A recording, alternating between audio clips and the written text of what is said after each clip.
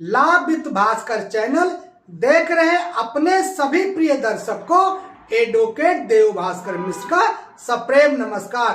घर वालों की जो इच्छा होती है वह उसे ही करते हैं।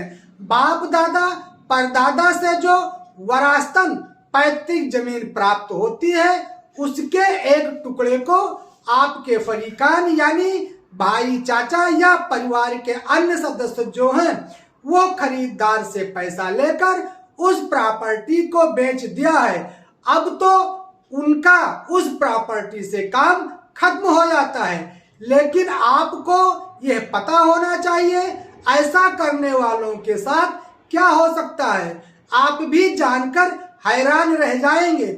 आपके फरीक आपके जमीन को बेच देते हैं, खरीदार दाखिल खारिज भी करवा लेता है और उस प्रॉपर्टी पर कब्जा भी ले लेता है। आप उसे रोक नहीं पाते हैं, तो ऐसे में आपकी मदद स्पेसिफिक एक्ट करता है। स्पेसिफिक रिलीफ एक्ट की धारा 31 के तहत सिविल कोर्ट में जाकर सिविल सूट फाइल करें, जिसमें विक्रेता और क्रेता को पार्टी बनाएं।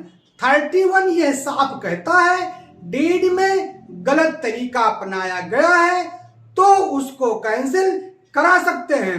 हिस्सेदार जो है उसको घाटे की पूरी जमीन बेचने का अधिकार नहीं है। बगैर बंटवारा जमीन को बेचने का अधिकार नहीं है। तो कैसे बेच दिया? आप चाहेंगे तो सेल डीड कैंसिल हो सकती है। इसी के सेक्शन 32 में यह प्रावधान है कि हिस्सेदार को घाटे का पार्ट होना चाहिए। यदि नहीं हुआ है और आपके परिवार के अंशधारी पूरा घाटा उसको बेच दिया है और आप चाहते हैं कि मैं अपने हिस्से की जमीन की डीड कैंसिल करवाऊं, तो उसके लिए स्पेसिफिक रिलीफ एक्ट का सेक्शन 31 का प्रयोग करना पड़ेगा। डीड कैंसिल हो जाएगी। डीड कैंसिल होने के उपरांत जो डीड में पैसा लिखा गया है उसको क्रेता को वापस करना पड़ेगा।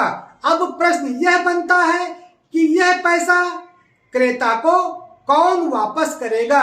इसके लिए स्पेसिफिक रिलीफ एक्ट की धारा 33 में यह व्यवस्था दी गई है कि विक्रेता क्रेता को जल्द से जल्द सेल डीड कैंसिल होने की स्थिति में जो सेल डीड में लिखा गया पैसा है उसको अतिशीघ्र वापस कर देगा। ऐसी व्यवस्था स्पेसिफिक रिलीफ एक्ट के सेक्शन 33 में दी गई है। तो ये था आज का विषय। वीडियो अच्छा लगा हो तो चैनल को सब्सक्राइब करते हुए शेयर करना न भूलें। फिर मिलते हैं नए विषय के साथ। तब तक के लिए goodbye. Thank you for watching.